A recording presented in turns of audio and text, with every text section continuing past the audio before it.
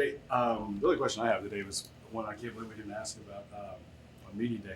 How do you plan to use Paul off of the mound? Paul Skenes. Yeah, I think the primary thing obviously is the pitching, and certainly excited about him being at the front of the rotation this year. And that's, as I said, where his life's headed. He's going to be a major league pitcher for a long time. Obviously, he has tremendous power and hitting ability, and discipline with that.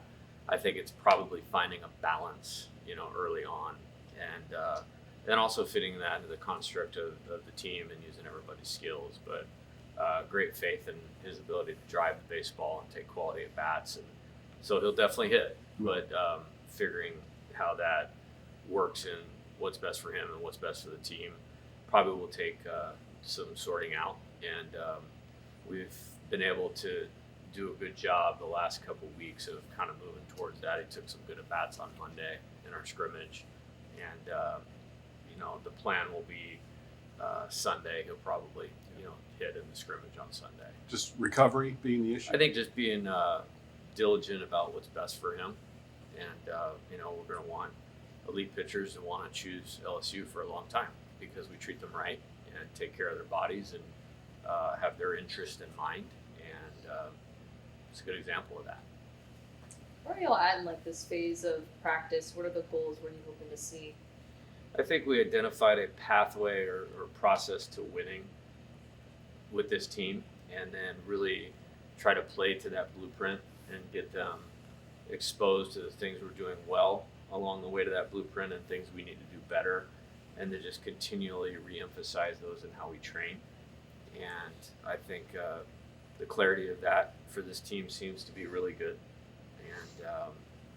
and we'll keep working towards that and really simplify the messaging and simplify the things that we need to execute to win. So we'll kind of keep going down that path. What makes Alex such a valuable piece for pitchers and catcher? Yeah, he's he's one of the best throwing arms. I don't know that that's always the most important thing, but it always catches everybody's attention. He's one of the best throwing arms of a college catcher that I've ever seen. He's a good receiver. I think we have multiple catchers that are good receivers, but he's a very good receiver. He does a good job getting into a squat, presenting the target well. I think he's an outstanding blocker, which gives the pitcher the confidence to throw their best pitch or their kill pitch really, really well, knowing that he's going to get the job done in blocking.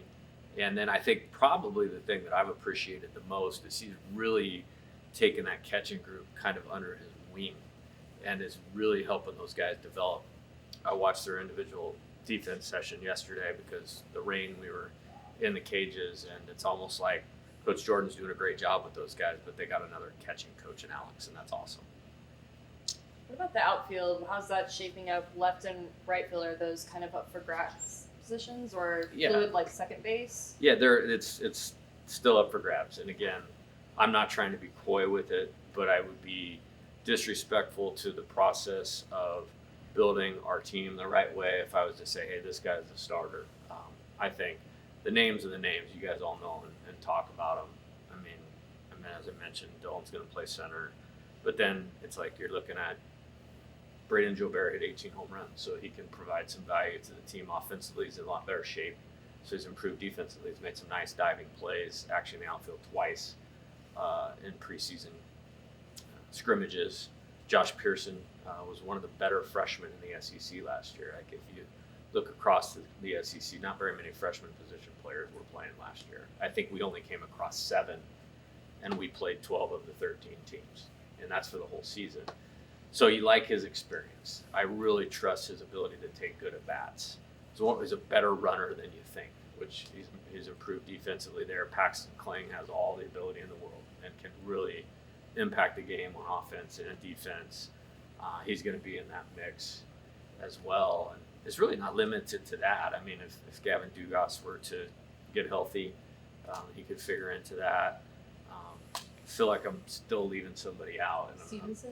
Josh Stevenson, thank you. I mean, that's a guy that started one of the games in a regional final last year. And so I think that the best defense right now is Cruz, Kling, and Stevenson. So I feel like I'm down the line in terms of how we'll probably end games and close games with those three guys out there. That's probably what I feel the best about right now. But some other guys are taking good at bats and can figure into winning.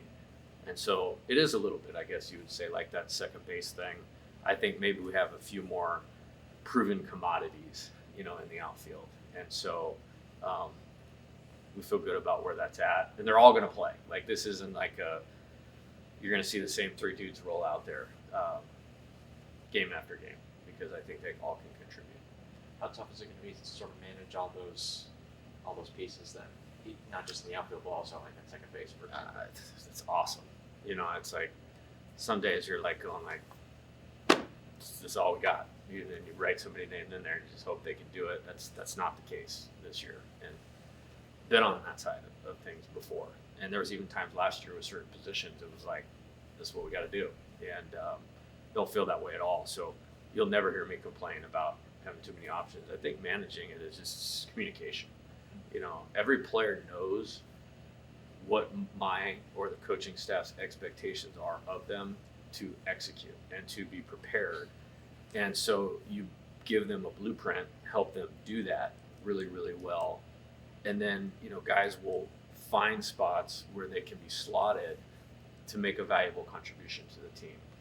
And I've always, kind of enjoyed doing it a little bit differently. And what'll happen is I'm sure some guys will play into spots and some guys will get a little more, and some guys it'll be their time now, and some guys might be their time in 2024. Just tell us like that's how it should be.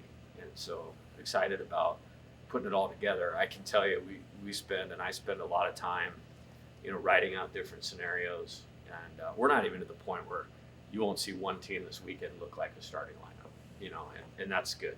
That's not a bad thing. That's a good thing. How has Tommy embraced playing in the infield, and his approach, towards learning the position, playing the position? He was highly motivated to do it. That's one of the reasons he came here. We just did it with Jacob Berry, who was at DH the year before, and because he showed he could play third base, he was the first college player taken in the draft. Like, probably up there is one of the main reasons he came here. And then, when you're a good athlete, I think I alluded to this last week, and you're highly motivated and you have a real plan of what you're trying to do, you can get good pretty fast. And he's pretty good. Like, this is not like hey, we're trying to make something that's not there. Last weekend, between Thursday, Friday, Saturday, and Monday, he put on a clinic of playing defense at third base. And I'm really excited about how that's taken shape. Same with Jordan on the left side. I feel really, really good about where we're at right now. I feel good about the pitchers we have inducing a ton of weak contact, which makes their job in the infield a little bit easier. But he's worked really hard and he's gotten pretty good. What about second? Just wide open, as we said. That could go a number of different ways, and is going to go a number of different ways. I think not that we had like an official box score that UL Lafayette fall game, but I think 4 guys played second base, or 3 guys played second base during that game. Ben, Jack, and Gavin, and then we were rolling pinch hitters through there. And we turned 3 double plays, and had guys setting the table for Dylan, Tommy, and all those guys. So it's just kind of a hybrid way we're going to do it for right now, and we'll try to find sweet spots for guys, kind of no different than you do on the pitching side of it. Does their offense give them a leg up in any situation there? It could be a factor in deciding what we decide to do to start out a game. Yeah. How's Gavin? Do you guys? He's going to play today, barring any unforeseen circumstance. Really for the first time since October, and then we just kind of see how it goes. But he was cleared by the medical and training staff to face live pitching today, so we'll see. Was it eye surgery? Mm-hmm. Since you evaluated these guys in high school, and some of these freshmen, how have they sort of grown through the fall and heading into this season? I know it's early, but what are some of the differences? I'd say talent, maybe even a little better than expected. Learning how to be a winning player on a team competing for the top, we still have some growth to do, and that's why they're here. It's like if they had some of the pieces I'm referring to figured out with their talent, they wouldn't be here. And it's exciting to put those pieces together. I think I look at small victories along the way as far as managing the zone better, staying committed to an approach, which facing some of our pitchers is not easy, and some of them are getting their lunch handed to them and then having to get back up and refine their approach and really dive into understanding mental toughness in a way they never have before.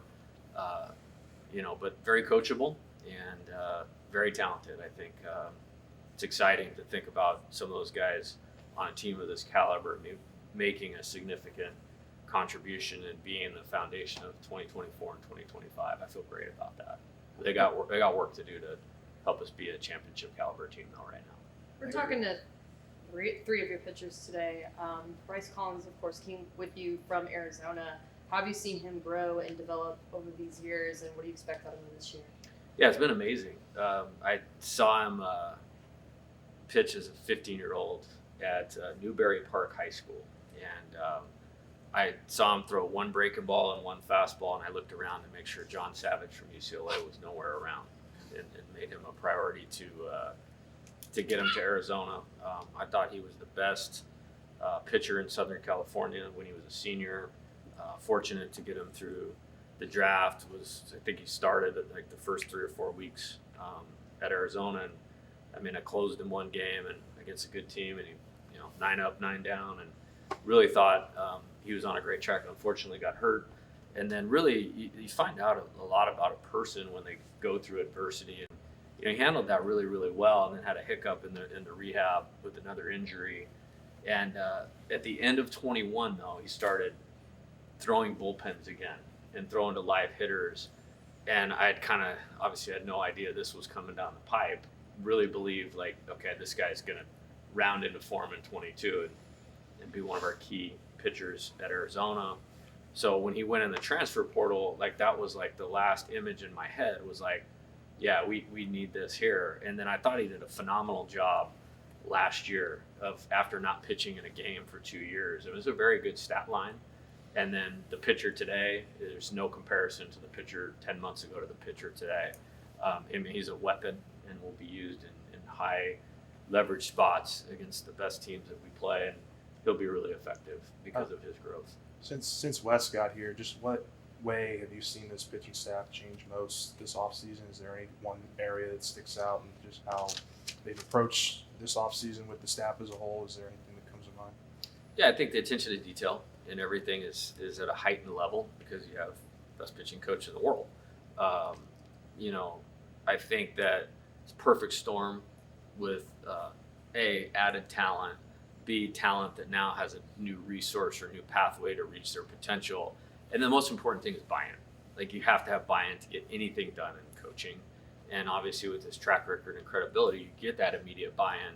So the gains are massive. It's fun to look at some of these inter-squads and just go man, how's either team going to score off of some of these guys? And I feel that off of about 8 guys. And that's a really good thing to be at a starting point. And so it's been great. I think it's, the talent is great. The development plan is great. The accountability is great. A few of them didn't have a very good day yesterday. And there's some accountability for that. And so they understand the importance of preparation. We want them to be very simple. We want them to prepare well. We want them to really believe in themselves. So in those high leverage moments, they're throwing their pitches with great conviction. We want them to get ahead in the count, and we want them to finish people off when they get ahead. So the execution part, or what we're looking for, is very clear. And then they just have a good working dynamic between coach and player of how do we get there. And watching that happen on a daily basis is awesome. Jack Merrifield just kind of physically looks different than he did last year. What do you see from his offseason, and what is his feel for the position exactly? Yeah, I love Jack. I remember the last weekend at Vanderbilt, I want to say it was the second day, he was fielding some ground balls at second base, and I just walked out there and I was like, hey man, how you doing? You haven't played in a while. What's your thoughts on moving forward and next year? And I just expressed to him, I really want you to be back on next year's team. Not everybody is going to be back, but I really want you to come back. And he's like, Coach, LSU is my spot. That's where I'm going to be. So that was awesome. Went out in the Northwoods League. I think played every day. Got a ton of confidence, and he's performed. He performed really well at LSU Eunice, and the fall was great. And he's one of those guys that within 1 year of being in our system, offensively, defensively, is one of those guys when you tell him something once, you kind of know he's got it. Performed really well. I didn't have a high expectation of this is what he was going to be, but he'll play, and he'll contribute to winning on this team.